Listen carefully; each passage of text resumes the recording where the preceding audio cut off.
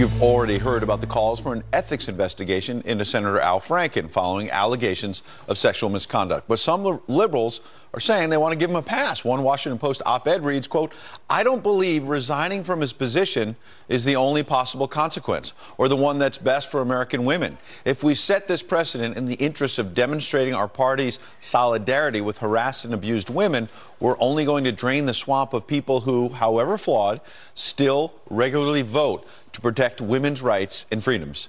Joining me now for a fair and balanced debate, Democratic strategist Richard Goodstein and Fox News contributor Jamie Green. Richard, isn't this the kind of enabling that some on the left have been complaining about, saying, well, we let Bill Clinton go, not resign during Monica Lewinsky, because there were a lot of Democrats saying he's for good policy, so who cares about the behavior? Yeah, I don't think that's anything that Democrats were saying at the time. What they were saying is now they're saying there should be a reckoning for that. I'm saying now. Well, there was a reckoning. Ken Starr spent $70 million looking into it, interviewed every single one of those accusing witnesses, in contrast to the 16 accusers that came out against Donald Trump. And frankly, all these women coming out against Roy Moore. Look, Ed, there needs to be a sense of proportion here, okay?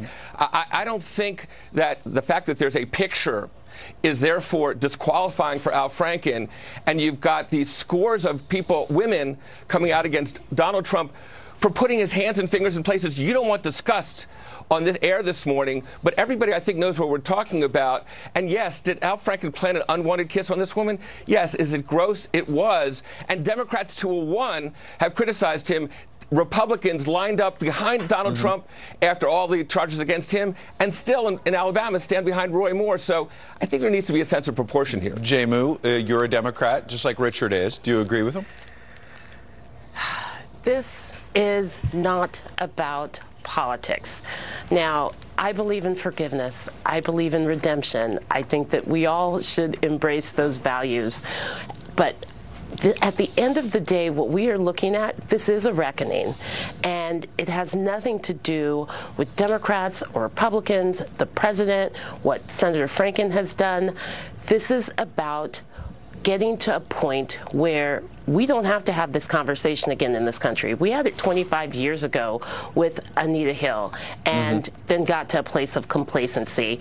There was a piece that Rebecca Traister wrote the other day, and it ended with saying, this is not about retribution in regards to the huge wins for Democrats and women a couple of weeks ago, that it's not about retribution. This is about replacement. Richard, and I'm happy to have the Democratic governor appoint State Rep Ilhan Omar, State Rep Penny Flanagan, someone else Senator to replace Patricia Torres-Ray, and replace Al-Franken. Real quick, with a Richard, woman. you made a fair point that Bill Clinton did face heavy consequences with the Starr investigation and other matters.